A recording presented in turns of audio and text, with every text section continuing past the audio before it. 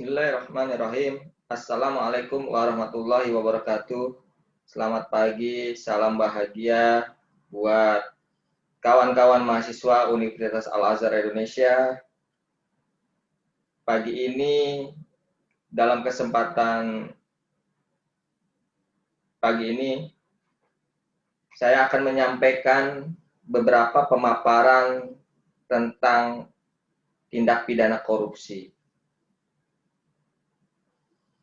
Jadi, pendidikan anti korupsi ini perlu diberikan kepada kalian, generasi milenial, mahasiswa angkatan baru di 2020 ini, sehingga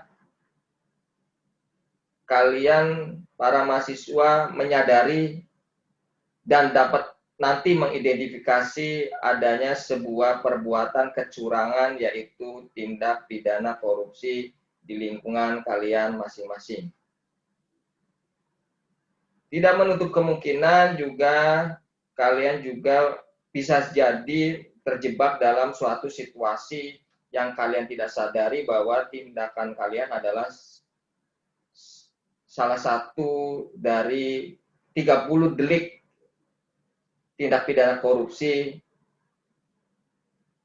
baik di lingkungan internal maupun eksternal kampus, ataupun nanti ketika Anda sudah menjadi satu praktisi atau profesional setelah lulus dari kampus ini, jangan sampai terjebak dalam tindak pidana korupsi tersebut. Jadi, hari ini memang sengaja kita lakukan acara kegiatan ini, pendidikan anti korupsi ini. Nanti akan dipaparkan bagaimana pengertian korupsi sampai tadi, bagaimana modusnya, bagaimana pencegahannya, bagaimana melaporkannya. Tentunya ini tidak bisa dibahas dalam 1 jam atau dalam hari ini juga. Sehingga nanti mohon izin, materi-materi ini akan disampaikan dalam beberapa hari dalam kegiatan ini.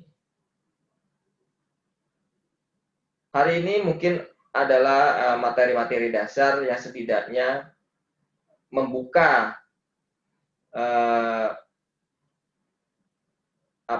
membuka pemikiran kalian, membuka paradigma kalian tentang sebuah kecurangan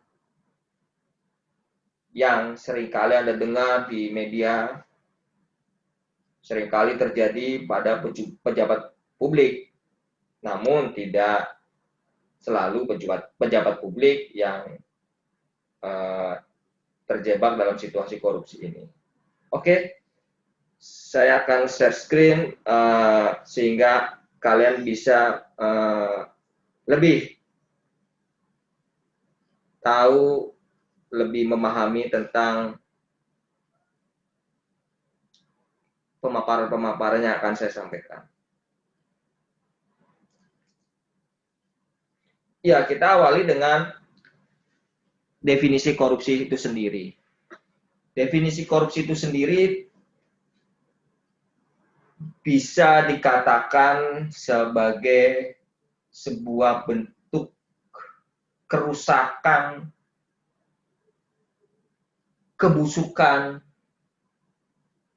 ya, memutarbalikkan dari kondisi atau keadaan yang sebenarnya diputarbalikkan karena ada faktor-faktor janji, sogok, suap. Itu biar kalian tahu bahwa korupsi itu apa sebenarnya. Jadi biasanya orang awam itu akan melihat bahwa di situ ada suap, ada faktor suap, ada faktor manipulasi, ada faktor janji, ya. Ketika itu semua terjadi, itu akan menjadi sebuah kerusakan dalam sebuah sistem, baik organisasi sebuah perusahaan atau organisasi, dalam hal ini lembaga negara, penyelenggara negara, itu akan rusak ketika ada suap menyuap, tindakan korup, ya, memutarbalikkan, memanipulasi, itu semuanya akan terjadi. Seperti dijelaskan oleh Transparansi Internasional, bahwa biasanya korupsi ini dilakukan oleh pejabat publik, politikus, pegawai negeri. Tentunya tidak wajar, secara tidak wajar, dan korupsi itu pasti ilegal. Ya. Untuk apa? Memperkaya diri. Untuk apa? Untuk kepentingan pribadinya.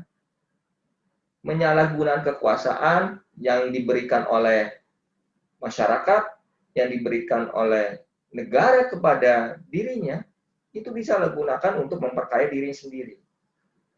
Jika kondisi ketidakwajaran ini dilakukan oleh pribadi, biasanya juga akan ada benang merahnya di situ sebagai kejahatan tindak pidana korupsi secara terorganisir. Pasti tidak sendiri. Yang namanya korupsi seringkali tidak sendiri dilakukan. Bisa dilakukan secara berjamaah. Ya, tanda petik secara berjamaah. Kenapa seringkali dilakukan oleh pejabat publik? Karena biasanya di situ ada satu kesempatan, ada satu kekuasaan, ada suatu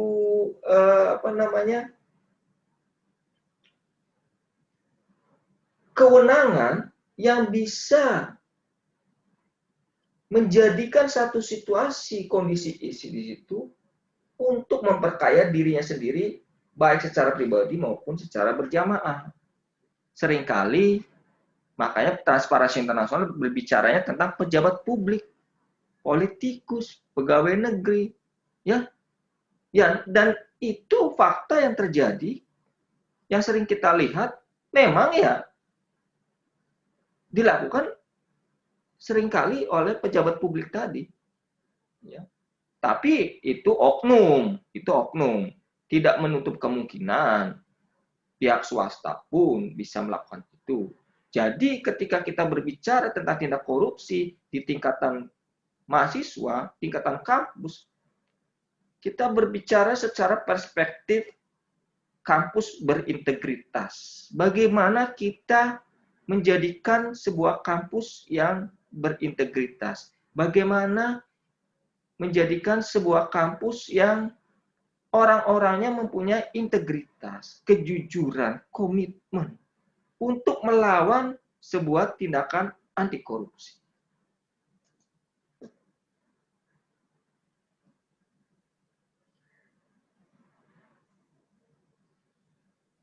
Ada beberapa teori dan faktor penyebab korupsi.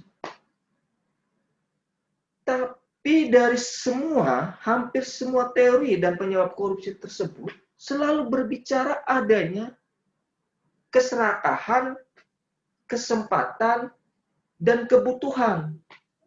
3 faktor ini terjadi.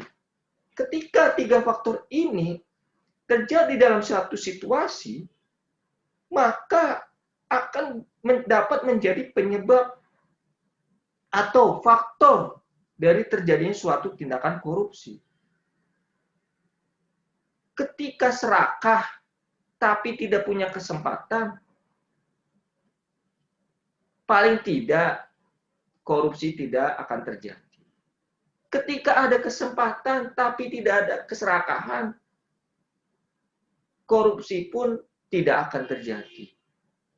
Itu udah sifat dibilang manusiawi ya manusiawi. Sehingga kita harus mempunyai integritas, kejujuran, komitmen untuk berbuat jujur.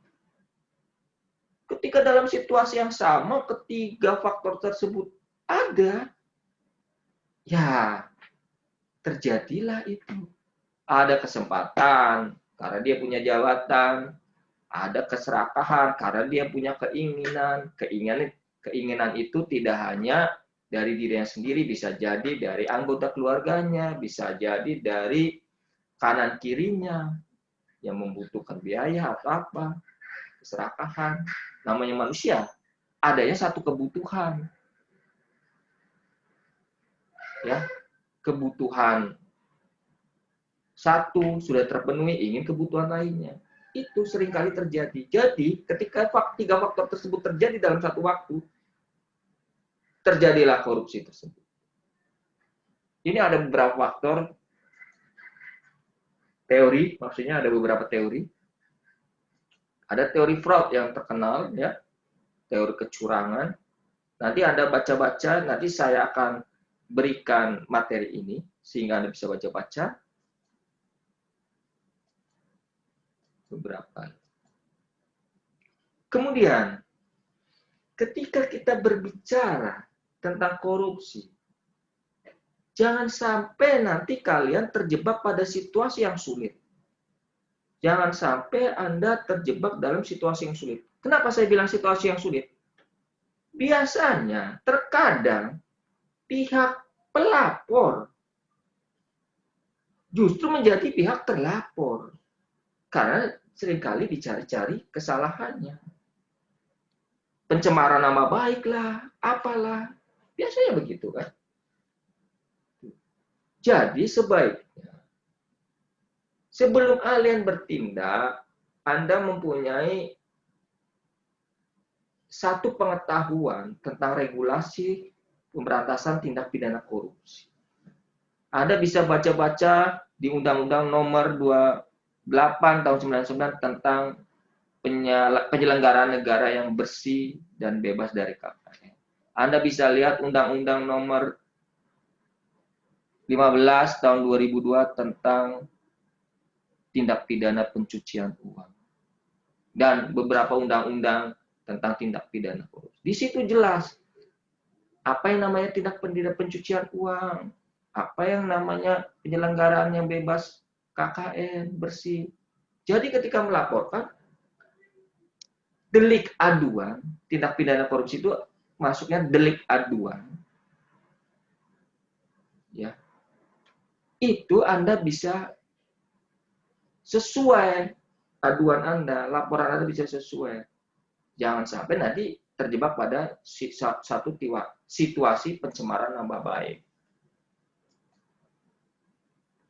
Ada 30 delik tindak pidana korupsi yang bisa Anda laporkan atau yang sering kali terjadi. Tentang delik penggelapan, tentang kas negara, kemudian perbuatan curang, itu bisa terjadi. Penggelapan contohnya. Seringkali penggelapan itu penggelapan dokumen. Dokumen bisa jadi jual beli, bisa jadi barang masuk barang keluar. Ya kan? Siapa yang melakukan? Pasti ada tadi. Dia mempunyai kekuasaan, otoritas di situ. Karena ketika ada otoritas, ada kesempatan. Kemudian ada keserakahan di situ. Tadi dalam satu waktu terjadi kondisi tersebut sehingga terjadilah tindak pidana korupsi. Sehingga mahasiswa Universitas Al-Azhar Indonesia dari awal sudah diajarkan, diberikan materi tentang nilai-nilai kejujuran, integritas, ketakwaan, ya, sehingga kalian insya Allah justru bisa menjadi bagian dari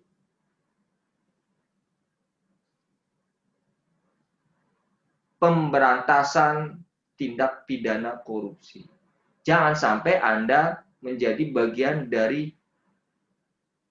yang melakukan tindak pidana korupsi. Tapi justru Anda yang memberantas. Kenapa pendidikan anti korupsi ini diberikan kepada kalian? di semester awal. Mungkin itu dulu di sesi pertama, nanti setelah rehat kita akan masuk ke sesi kedua. Terima kasih. Assalamualaikum warahmatullahi wabarakatuh.